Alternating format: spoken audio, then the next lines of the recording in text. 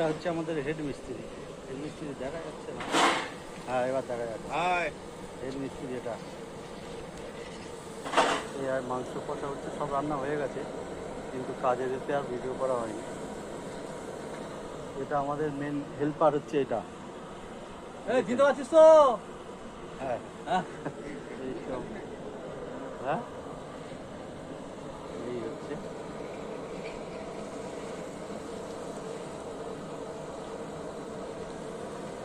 দেখুন সবাই, মাংসটা রেডি হচ্ছে, এখন কষা হচ্ছে। মাংসের কালারটা দেখুন সবাই।